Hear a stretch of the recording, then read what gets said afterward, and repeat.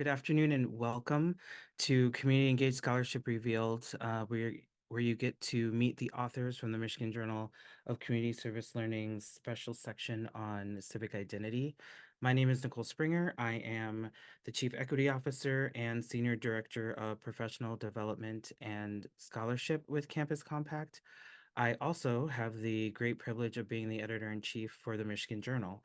And so today you will get to hear a little bit from me and then mostly from our wonderful colleagues and authors from the Michigan Journal.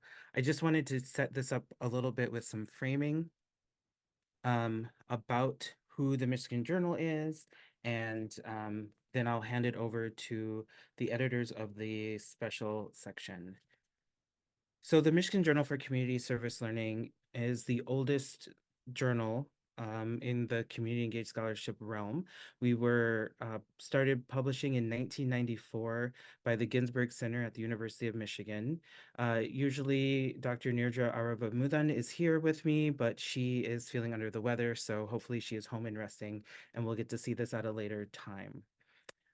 We have been working together with the journal. I've been the editor now for a little over a year, and it has been a wonderful journey. I just wanted to talk to you a little bit about what we look for and sort of our style at the Michigan Journal.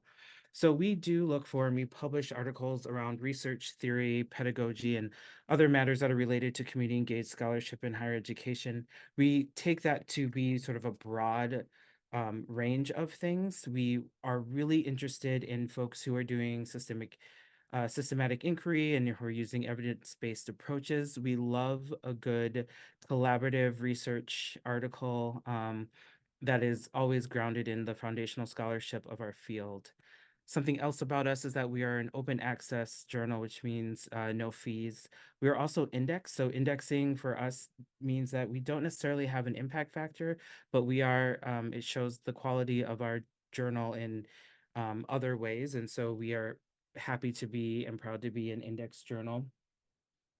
Additionally, we always encourage diverse methodologies and research styles. And so one of the great things I love about the Michigan Journal is that we are working with our authors to make sure that their writing is accessible and that it comes in a variety of different ways.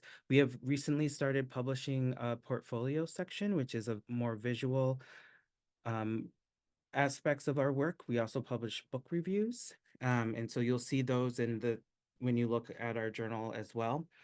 Finally, additionally, we do try to support our authors before and after publishing. So, and during the whole process, we really sit down and we talk with authors. I have had the privilege since being the editor to speak with several different authors. And then we really are excited about this partnership, which gets to bring folks back after they publish to talk to folks in the field to be able to share with others how their research came to be and how people can use it in the work that they are doing. And then finally, one of the biggest differences with the Michigan Journal is that we do a collaborative peer review process. And what that means is that we have two peer reviewers who hold conversations about the manuscripts after reviewing them individually, and they make some joint decisions and provide us with that feedback as well. And it's this wonderful opportunity that allows authors to receive focused and unified perspectives on their work, and it allows the peer reviewers to not necessarily feel like they're doing everything in a vacuum. That said, all of these wonderful authors went through this process, and that was shepherded by our special section editors. And so I'm going to go ahead and hand it over to them. I believe representing us today is going to be Luke Terra and Christina Lobo. Thank you, Nicole. And thanks everyone for joining. Thanks to Compact for hosting. And I think on behalf of all of us here, thanks so much for bringing us together. We were remarking before we got started, this is our first opportunity to connect with each other and hear live some reflections on the different pieces in this edited volume. My name is Luke Terra. I work at the Haas Center for Public Service at Stanford, and alongside Christy Lobo, who's also at the Haas Center, Tom Schnabelt, who's at Stanford and on the call, and here in spirit, Sandra Bass from the Public Service Center at Cal. We're the editors for this special issue focused on civic identity. The special issue really started with a set of conversations that we had starting at the Haas Center, trying to take seriously the place of civic identity and civic identity formation within our service learning and community engagement work. And as we had those conversations exploring different dimensions of that and how we fostered it in our programs, we developed a set of core commitments and building blocks, which Tom will share about in just a moment. And felt as we had those conversations internally that this was a conversation worth having with the broader field. And the special issue was an opportunity for us to bring additional perspectives on how civic identity is formed and its connection to and relationship with our service learning and community engagement work. We are going to just share briefly about that and encourage everyone to read all of the articles that you're going to be hearing about today. And we can put some links in the chat to make sure. But let me hand over to Tom to share a little bit about the framework that the authors that you'll hear from were responding to. Thanks, Luke. Yeah, and rather than read through the specific elements of the framework, I think I'll just say a word about the distinction and the relationship between the core commitments and building blocks. So what you see on the screen are, a set of core commitments. These are not fixed within any person. They are expression of individual values for the most part, and they're much more difficult to objectively assess or target for improvement. And then the building blocks are more specific skills and competencies, in the process of acquiring those skills are usually a little bit more easily observable.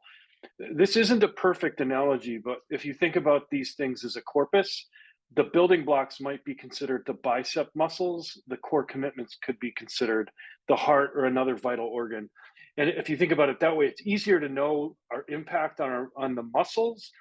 There's simple and effective ways to measure growth or decay in that respect. Understanding the condition of the heart or other key organs often takes a little bit more skill and more complicated measurement approaches. But both also involve elements of nature and nurture. So the civic learning outcomes, you've probably heard them expressed as things like knowledge, skills, attitudes, dispositions, behaviors. Another way to think about this is that the knowledge and skills are the equivalent of the building blocks, and maybe the attitudes, behaviors, and dispositions could be the core commitments. And finally, the relationship between the core commitments and building blocks, it's important to recognize that it's symbiotic, it's reversible. The example that we used in our introduction was that there's a clear commitment to a particular public issue or a social issue often motivates a person to develop deep content knowledge on that issue, and of course the reverse can also happen. So that's just a quick overview. I'm going to turn it over to Christy, who's going to share a little bit about the lessons that we've learned. Yeah, so a few observations. First, the framework continues to evolve. So as an example, what you see here as the fourth core commitment, civic mindset, we originally called that a communitarian mindset in our call for proposals, but as a result of conversations with the authors, we decided to shift to calling it civic mindset to avoid confusion with communitarianism as a political theory. The projects in this volume vary widely. So some focus on local issues, other focus on systemic issues. They are different types of contributions. So some are empirical studies, others are case studies. Some align with a particular perspective and others attempt to remain neutral. And then among all the projects, you'll see that engaging constructively across difference is a pretty common theme. And then by comparison, the communitarian or civic mindset receives comparatively little focus. Finally, I just want to say that the concept of civic identity has been a subject of debate throughout the development of this volume. And we think that the conversations that it has provoked have been very useful, and we think there's great value to continuing to explore this as a concept. With that, I will hand it off to the next set of authors.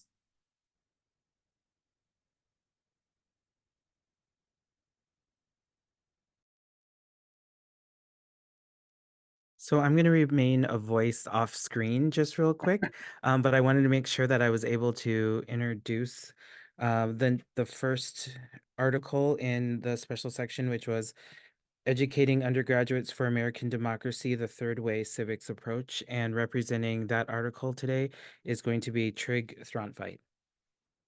Thank you, Nicole, and thanks, Luke and Christy and Tom, for the opportunity to contribute to this journal.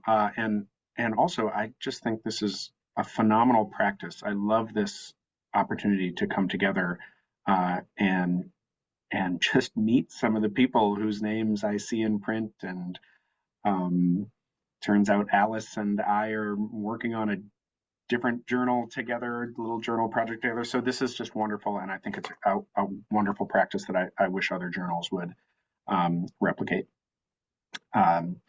So I don't want to take up too much time. I think just following the prompts that we received, I'm going to talk a little bit about the process of writing and a little bit about how we saw the article being useful to people in the field, and then we can, I'll leave it to Nicole if I take questions or if we just want to kind of get through everybody's brief remarks and then have a discussion at the end. In terms of the process of writing, I am kind of new to co-authorship, and I've never written an article with more than one other co-author. So I really did serve as the primary author, and partly that has to do with the fact that I have played the primary role in kind of developing and trying to implement the third way civics approach. And just to quickly, since I'm sure not everybody knows what it is, the third way civics approach essentially is a way to infuse civic learning and opportunities for civic skills building into academic courses that students are taking for other purposes. It is in no way, it's a little bit perhaps unfamiliar for readers of this journal, of which I have been one for some time, because it's not necessarily about community service learning. Although it is not in any way against that, it is simply saying, if we want students to take seriously the civic valences of their education and by extension their professional lives, let's try to infuse it directly into the core business of the institution as they see it, which is undergraduate teaching and learning. And that will only help enhance other ways of engaging students civically, both on campus and in the community. So getting back to the process of writing, I serve as the primary author. That said, it drew really heavily on co-authored grant proposals and mid-grant evaluation reports. So it was kind of fun for me to to learn, and this was another new development in my career, that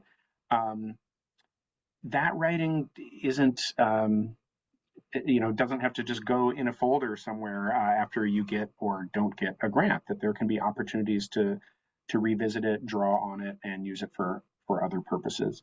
And my co-authors, Anandar Mari, who's the provost at Ball State, Ron Mahiran, who's an independent educational consultant, but also a former provost and professor, and David J. Roof, who's also at Ball State, were very involved in helping to conceptualize these grant proposals. And then finally, it reflects a lot of conferences and symposia over many years of bringing all sorts of people together on the prospects for what I've tended to call the civic reconstruction of higher education. And I think that too, this whole program, Third Way Civics, especially, and even this article, would not have taken the shape it has without this many years of kind of just thinking and approaching what are the civic potentials and purposes of higher education from a really broad array of viewpoints. So it's hardly perfect, but I felt more informed than otherwise I would have without a good 10 years of kind of trying to crack this nut in less formal settings. I guess the application to practice or the impact on the field is, I'm not ashamed to say, or maybe I'm shameless to say, that it is in some ways an advertisement. We have had a lot of success with the pilots of the program in classrooms, in community colleges, in prestigious private colleges, in big regional public universities, in flagship Big Ten universities, in small conservative denominational colleges. And it's, I think, partly because it's it's a really adaptable approach. And so we want people to know about it and suggest to us different ways that it might work. Again, as I said, it's an effort to integrate civic learning directly into currently offered courses to make sure that we're not sending the signal that civic life happens outside of the main business of your college education, but that it can be part of it. And also to double down on high impact pedagogies that not only build civic skills, but also are just really good for critical thinking, for knowledge retention, as well as for learning skills that I think, especially in an age of AI, are increasingly important in the workplace. Skills that AI can't really replace, or at least yet replace, of learning to listen empathetically across differences, think boldly but also humbly, and try to hold different ideas and viewpoints in tension, think creatively, and think as part of a team. Finally, I think what we tried to demonstrate to greater or lesser success was that you can have a few bedrock principles and really high fidelity practices, and hopefully work with people to apply them in contexts that really respect the diversity of skills, interests, pressures, departmental cultures, student need, et cetera, that characterizes our incredibly large and diverse higher education landscape. So I think I'll stop there because I've probably gone over time even without meaning to. But again, really appreciate this opportunity. Thank you so much, Trig. You did not go over time. And just a reminder to folks that we are going to hear from all of our authors, and then we will be opening it up at the end for folks to go into break rooms with the author article of their choice. But you will have the opportunity to kind of hop in and out depending on where you want to be. So just wanted to let you know that before I introduce our next speaker, who was part of a team that wrote the article Civic Learning Through a Lens of Racial Equity. And the person representing that article is John Reif. So John, take it away. John, you're muted. Thank you, Nicole. It's good to unmute myself and be here with all of you. Thank you all for coming today.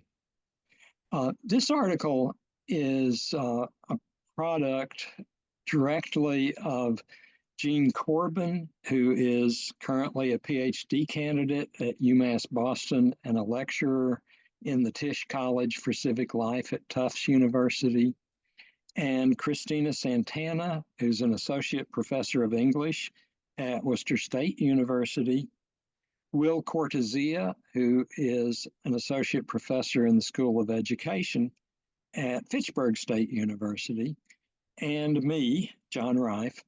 I'm Director of Civic Learning and Engagement for the Massachusetts Department of Higher Education, which is the state agency that oversees all of public higher education in our state. And I want to talk quickly about the process of writing, and most of what I'm going to say is the context that led to the creation of this article. And then I want to say a little about application to practice and impact to the field, and hope to explore that topic more deeply with some of you in the breakout. So one element of the context comes from 2014, when the Massachusetts Board of Higher Education passed a policy on civic learning, which called on all public higher ed institutions to involve all of their undergraduates in civic learning through the classroom, through the co-curriculum, and through engagement in the community. The vision underlying civic learning in that policy is summarized on page 4 of A Crucible Moment. There's a matrix there of knowledge, skills, values, and capacities for collective action.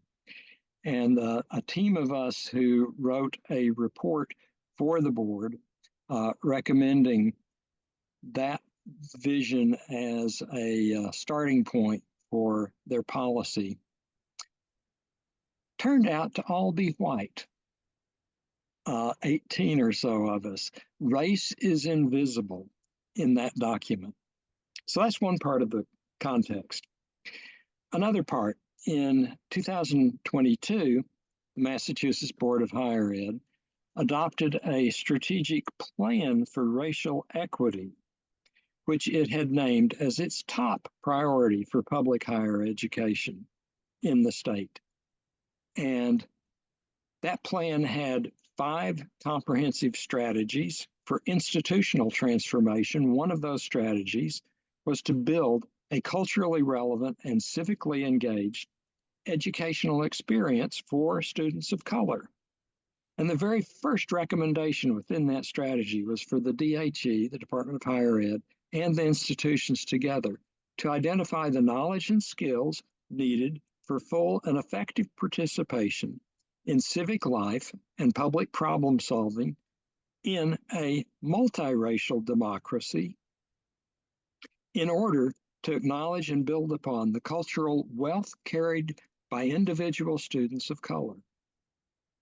So, with that as a foundation for my role with civic learning and engagement, then in 2022, 2023, I convened and led a multiracial, multi-campus, multi-role team to work on identifying the knowledge and skills that we need for a multiracial democracy. We reviewed the literature on civic learning and on anti-racist pedagogy. We interviewed one another and other practitioners. We considered a Venn diagram used by the National Coalition for Civic Learning and Democracy Engagement, and we created a draft framework, which is located right here. I just put it in the chat.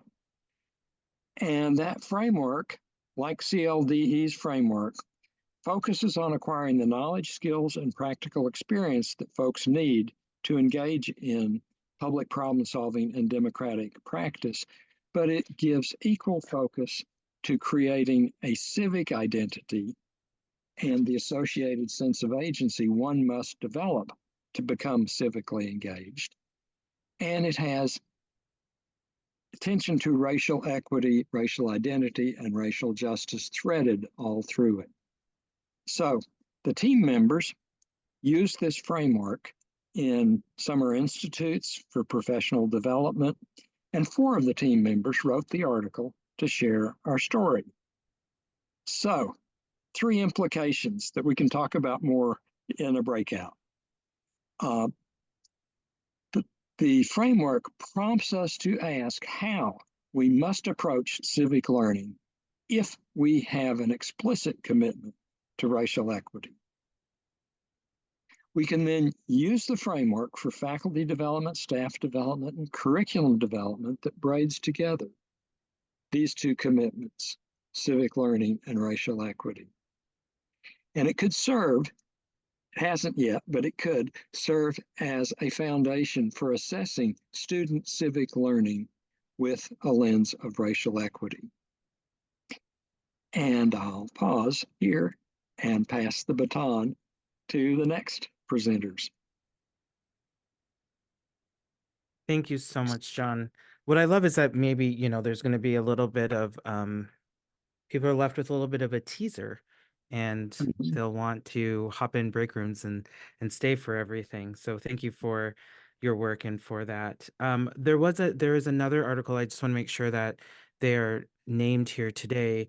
It was called Cultivating a Civic Identity Using a Feminist Cohort Model, an analysis of Tulane's Newcomb Scholars Program. We didn't have a representative here today from that article, but I encourage you all with the other articles to check us out and give that one a read.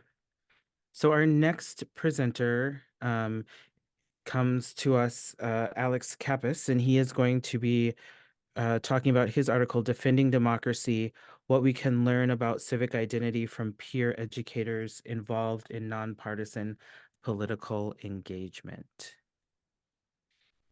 Thank you, Dr. Springer, and appreciate you hosting this space to humanize academic work. My name is Alex Kappas. I use he, him pronouns, and again, the piece I authored was Defending Democracy, What We Can Learn About Civic Identity from Peer Educators Involved in Nonpartisan Political Engagement. When I'm not writing journal articles, I champion student success work through partnerships with colleges and universities, at Credo Higher Education Consulting, and I also serve as a fellow with the UC National Center for Free Speech and Civic Engagement. Really honored that my work made its way into this phenomenal special edition, joined by our colleagues today. The writing process, so I was a solo authorship, and I just made a note here that being a solo author can be challenging because you don't have thought partners outside of the editorial process, of course, unless you invite them in which case it's pretty surface level because otherwise they would be a contributor with you, right? And so, of course, there are pros to solo authorship, namely that you get to work according to your own schedule and really piece together the work at your own pace. As the primary investigator of the study, I felt that it was natural to take this on as a solo journal submission as well. I applied findings from an existing study that I led, and early on in the editorial proposal process, I was asked if it would be possible to engage in reanalysis of my original data, and I gave the suggestion a lot of thought, including a dive into the literature about secondary data analysis. And ultimately, I felt like I needed to honor the voices of the participants from the original study.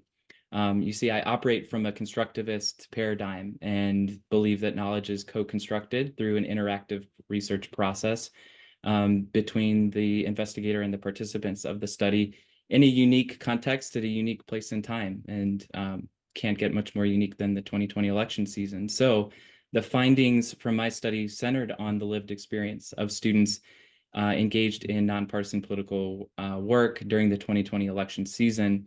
And I didn't feel comfortable revisiting that data with this framework in mind to conduct completely new analysis. That being said, I felt confident that the findings from the original study, when discussed through the identified building blocks and core commitments of this model, would add significant value and a contribution to this journal edition. And thankfully, the editors agreed with my justification there. So for this piece, I revisited the literature, of course, and engaged in the peer review process. Thought it'd be helpful for you to see here on the screen just the timeline of what it took to bring this particular piece into being. Data collection for the original study started in summer of 2020, and that study was completed in August of 21. And you see the rest of how everything unfolded as far as the call for proposals and all of that. My piece situated the lived experience of peer educators leading nonpartisan political engagement work through the Campus Vote Project during the 2020 election. And I discuss the relevance of the study's findings through the core commitment of integrity and the building blocks of resilient mind, body, and spirit. By embracing nonpartisanship, the students in this study demonstrated an unwavering commitment to integrity as a civic duty. And by countering misinformation, confronting directly voter suppression, and enduring hostility even, students exemplified resilient minds, bodies, and spirits. And so I situated nonpartisan political engagement within a civic engagement framework. I think implications are profound learning, being proximate to the democratic process. So getting students connected to purposeful, nonpartisan political engagement activities, such as registering their peers to vote, hosting local candidates on campus for open forums, working the polls, and more. These efforts get students up and close to our democracy. The benefits of an explicitly nonpartisan approach in practicing and cultivating integrity, the students who engaged in nonpartisan work didn't do it only because that's what was asked of them through being a democracy fellow with the Campus Vote Project, but also because they found that it was a particularly important way to build trust with their peers, to engage in purposely political conversations. Peer educators deserve support. So the students in this study overwhelmingly felt like their institutions did little to support their work, and in some instances put up direct roadblocks to be able to educate their peers around the democratic process. Several students, in fact, encountered active voter suppression issues with local board of elections officials.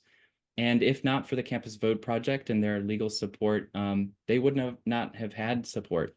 So it's really, my piece, I think, is an institutional call for higher education to meet their civic mission, viewing voter education and beyond directly getting students engaged in thinking about politics and thinking about the political dimension of civic engagement is in line with the civic mission of higher education, removing barriers for youth participation in civic life, coalition building as a way to model for students how to advance this work.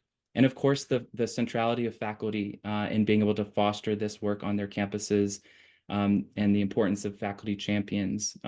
There are, of course, theoretical and research implications illuminating the relevance of this model, I believe, a topic area worthy of more research. Much more can be uncovered in this space of nonpartisan political engagement, and the power of student narrative. So you see here in orange, just a snippet of a quote from a student from my study.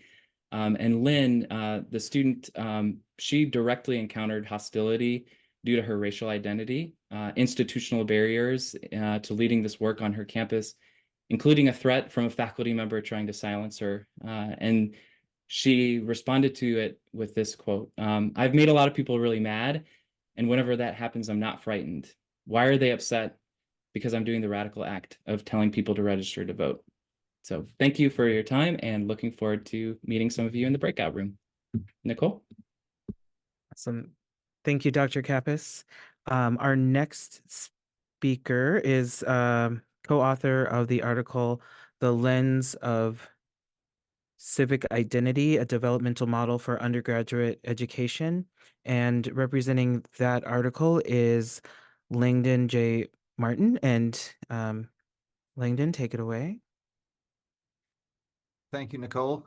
And thank you everyone for being here. Yes, so this article for us was, I would say, 10 years in the making, just in terms of the of all the work that went into it. So I'm representing my two co-authors, Annie Jonas and Brooke Millsaps. So I am here as, well, I'm a chemistry professor, and I got into this originally because I was director of general education, and we were doing work 10 years ago at the college trying to say, we have too many outcomes. We're trying to tell students, you know, to do this and do that and do the other thing, and they're just not understanding what our college is all about, or what a college education is all about. And Annie was at the time the director of first year seminar. She's going to be our director of experiential learning starting next year.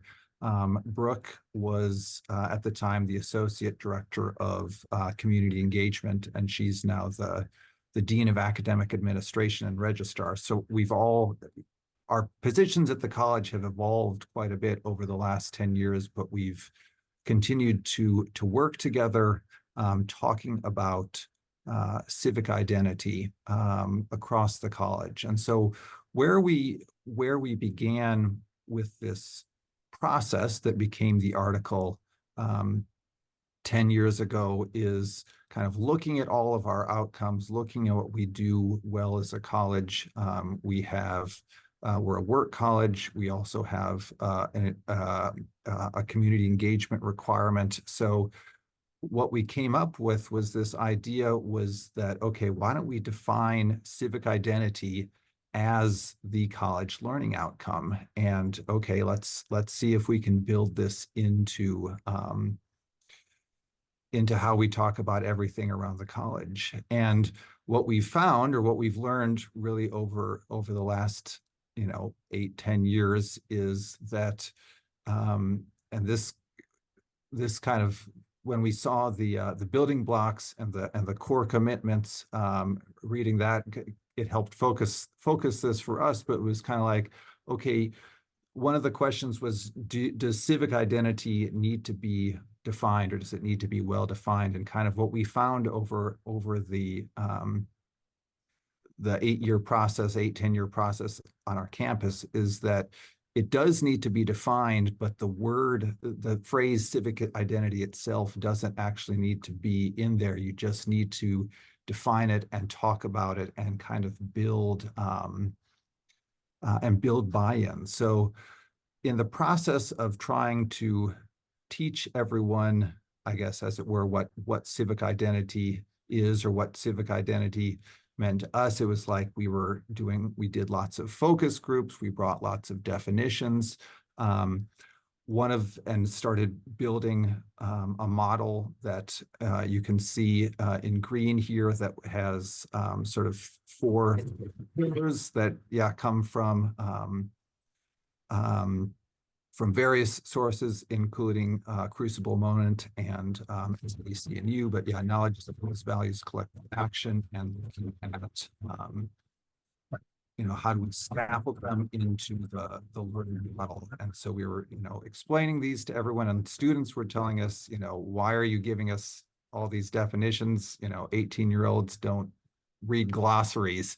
But what folks were starting to tell us was this idea of that you see in the blue here, particularly the last line, leading purposeful lives dedicated to fostering a just and sustainable world. That was really starting to resonate with the campus. And so I guess the thesis of the article is that talking about civic identity is a lens for becoming a better version of ourselves. And that kind of leads directly into the application, is through talking about civic identity development, we started really trying to practice civic identity and civic engagement across campus. Practicing democratic knowledges, habits, and skills, engaging constructively across differences, those building blocks.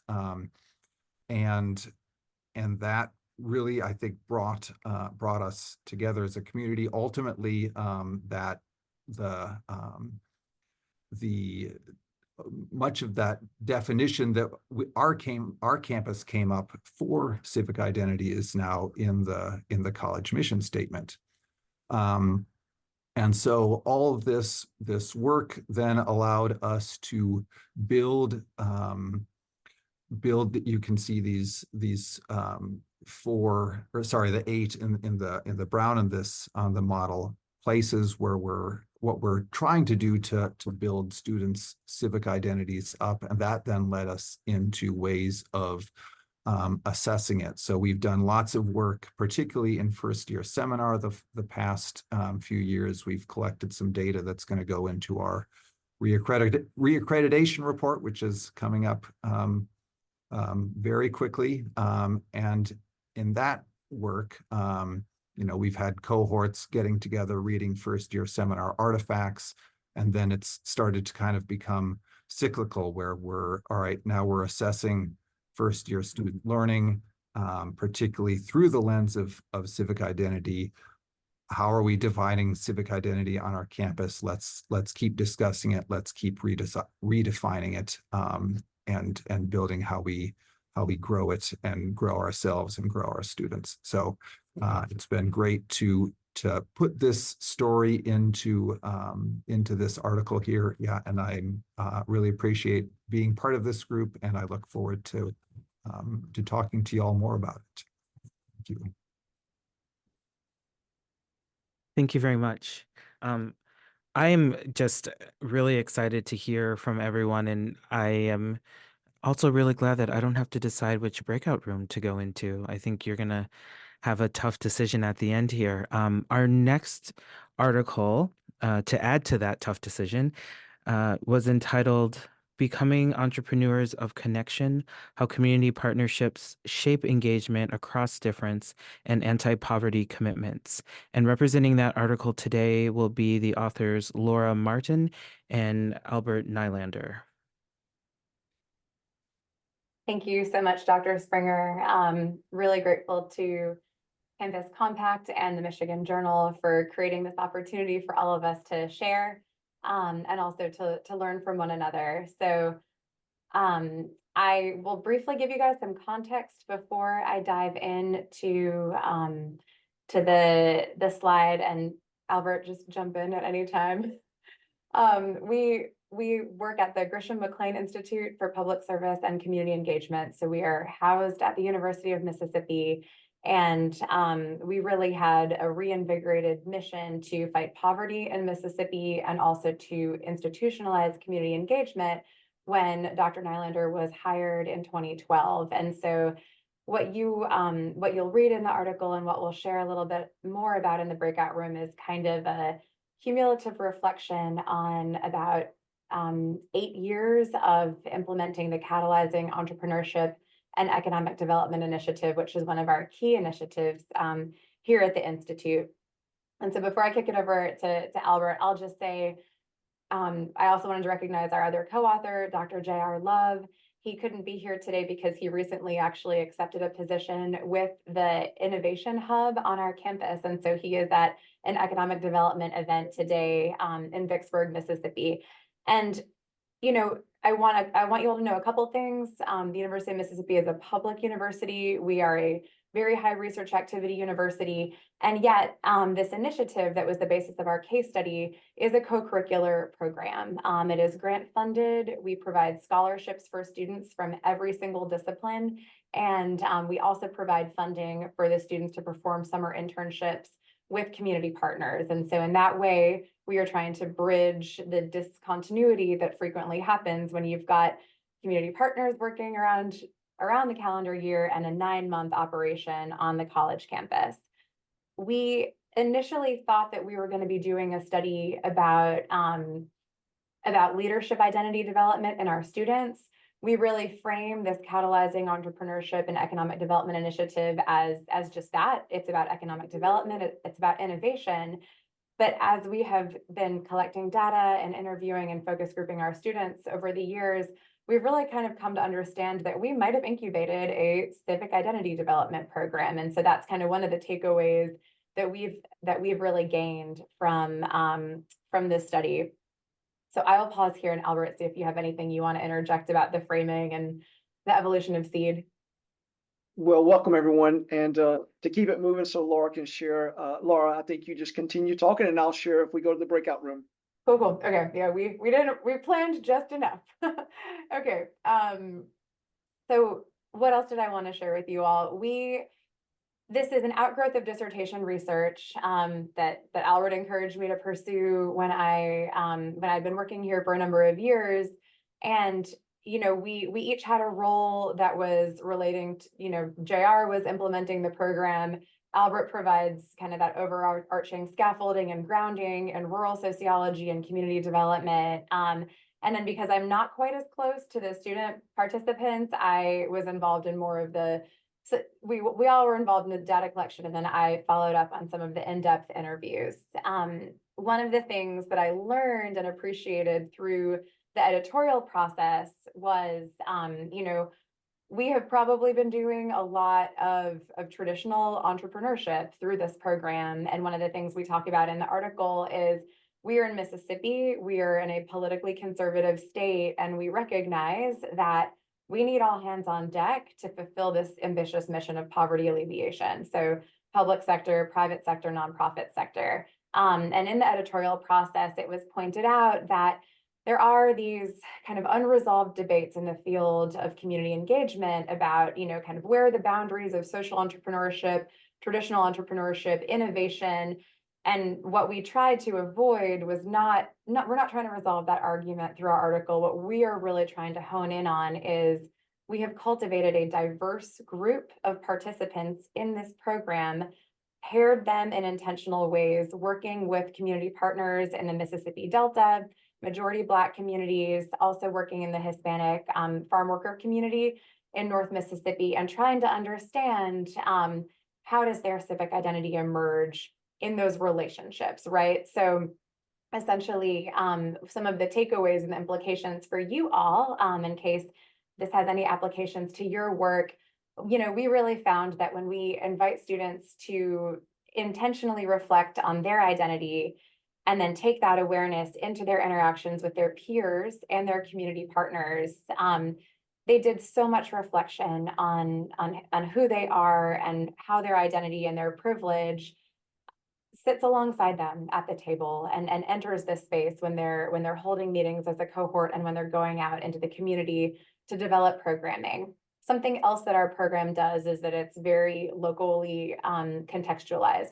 So we talk about the history of white supremacy and oppression in Mississippi, which sits alongside movements for liberation. I think it's very easy, and this is specific to our context, to fall into this narrative that our state is last in so many different indicators of well-being. And one of our participants actually spoke to that. And yet we have very intentionally aligned our students with unbelievable community leaders who are those change agents, right? So not kind of falling prey to those dominant paradigms and those stereotypes, but encouraging our students to interrogate those and to find those counter examples to really contest some of those paradigms. So our students spend a lot of time reflecting on their identity, making connections across difference. And then what we saw in the data is how that starts to scaffold from doing that internal inquiry and having those reflections inform how they build relationships with peers and community partners. And then ultimately finding, someone earlier referenced like coalition building. I think that's how our students ultimately saw that their work needed to scale to fulfill that poverty alleviation mission in Mississippi. And so I will pause it there and look forward to connecting with folks in the breakout room.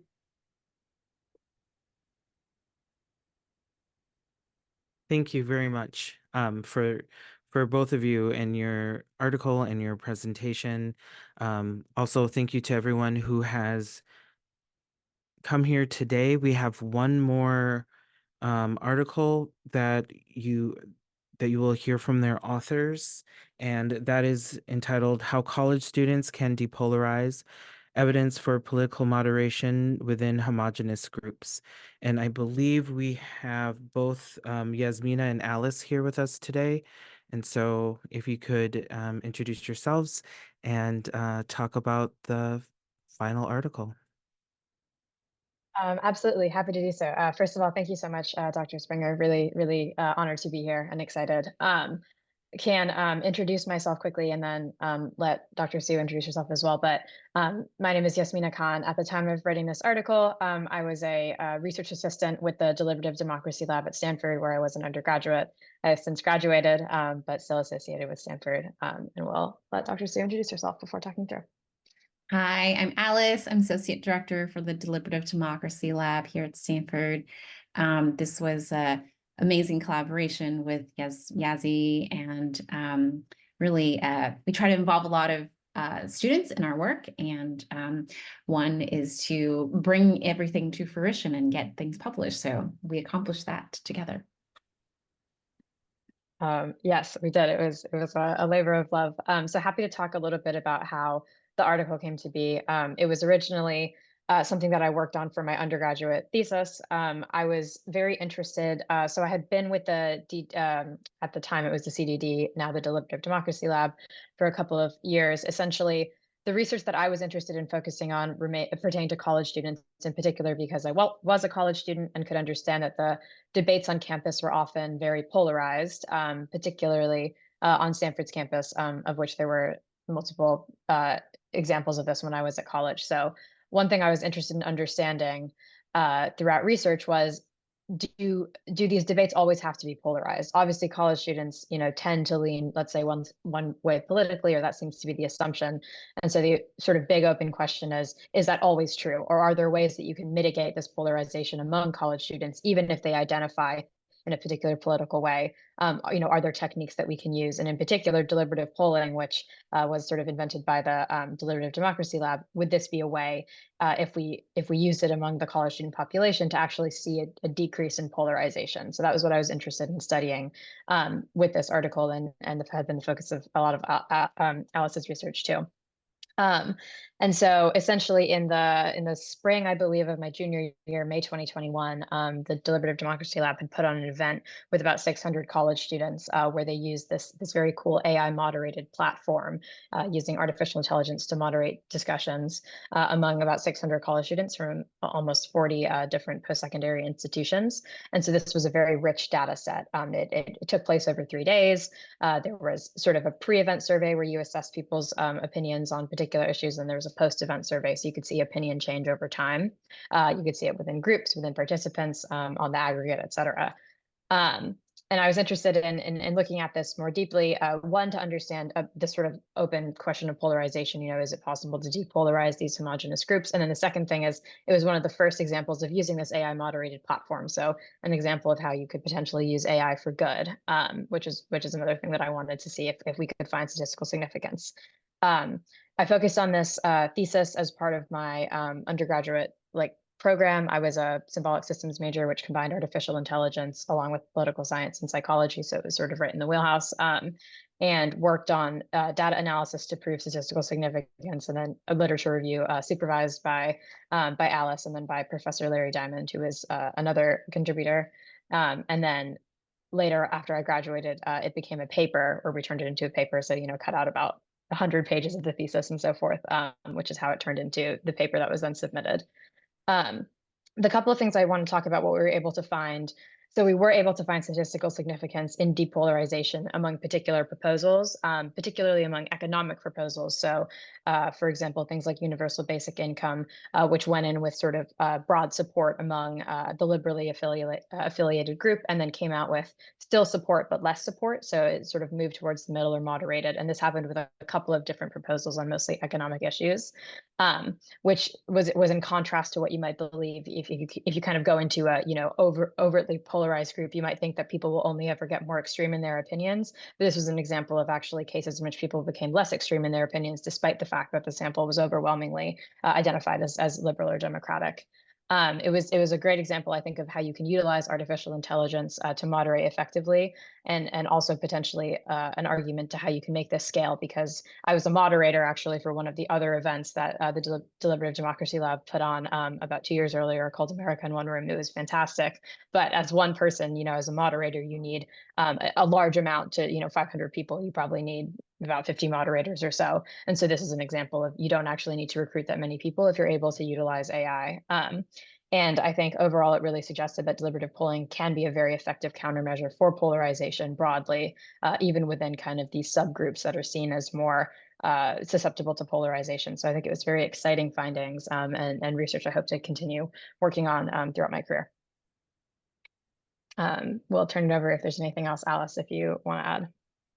No, great summary. It was a very exciting project, and really, as we talk more about polarization on campuses and outside of campus, just among people that are like-minded, I think I refer to this paper and other research that we do at our lab, and just emphasizing that, what we found is in structured deliberation, it is possible to moderate polarization and have these very productive conversations. So we're very excited to see these results.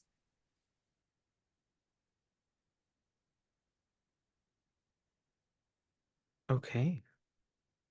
Well, thank you very much for rounding out our conversation, this part of our conversation today. I just want everyone who is left in this room, those I can see, those I can't see, to maybe just take a deep cleansing breath, because we just got a lot of information in a small amount of time. And while you are taking that deep cleansing breath, I'm going to say yes, Tom. Oh, thanks, Nicole. I just want to say thank you to Patricia and to Jeremy, who did a lot of the work behind the scenes to make the special volume happen.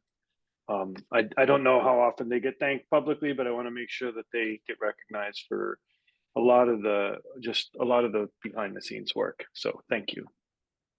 Yes, and I definitely echo those thanks. So for those of you who maybe don't know because you don't know the behind the scenes stuff, Jeremy Glover was our editorial assistant for the beginning of this special section, I believe, and they transitioned out. I had the privilege of meeting them when I first joined the journal, and was guided and was in good hands. And when they transitioned out, we now have Patricia Jewell as our editorial assistant, who is doing an amazing job and definitely deserves to be appreciated and for all of her hard work. And so thank you, Tom, for mentioning that and bringing up those two wonderful people who are here. And so folks can just give a high five because they do a whole lot of work. So now that we have taken a cleansing breath, I'm going to open up all the rooms. There are 6 rooms. The rooms are labeled by a little bit of their title, and then the person or persons that presented. In the case of, I believe, Laura and Albert, I couldn't fit both names. So it's just your name, Laura, but know that both of you should go in there and be there to talk to folks. So I'm opening up the rooms now, and people can go in and choose the room that they would like to be a part of. And editors, feel free to pick the room that you would like. So I didn't assign you a room in case you wanted to spend some time with particular authors. So the rooms are open. I think you can just join the room that looks good to you. Yep, our authors are hopping in.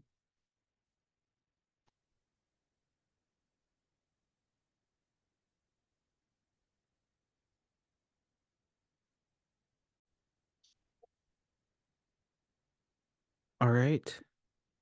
Welcome back, everyone. How are we feeling? Good. I like it. I love seeing thumbs up.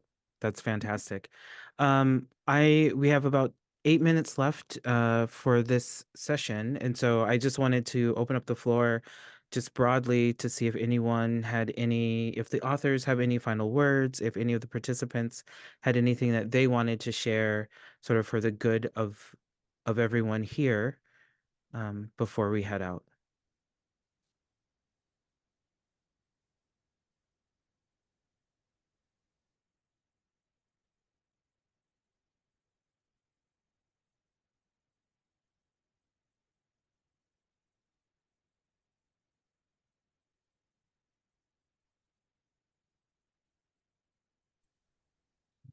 Yeah, I'll just break the silence and echo what Trig just put in the thing. Just thanks, Nicole, for making this possible. Thanks again to Jeremy and Patricia for their efforts. Yeah, it was a really, and also just thanks to Sandra Bass is not here, but Christy and Luke, who really helped kind of keep the train on the tracks throughout the process. And yeah, so just thank you. It was fun.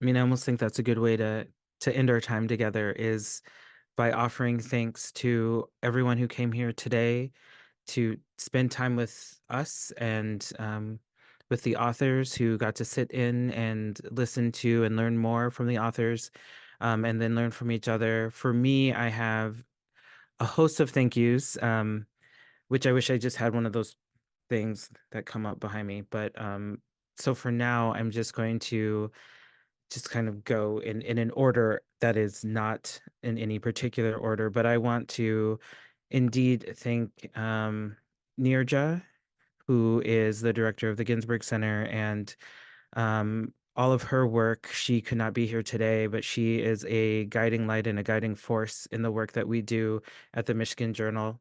Again, I would like to thank Patricia, who without her, I don't know if anything would ever get published. She keeps us on our walk in the straight and narrow, and I appreciate all that she does for that. I want to thank definitely the editors of this special section. I know what a lift that is and was, and we got an amazing issue out of it. So thank you so much for all the hard work you did. And to the authors, it's a process, and sharing that process with the people who are here today hopefully will demystify the work that goes into this. And I do hope to see some of these names here publishing in the near future.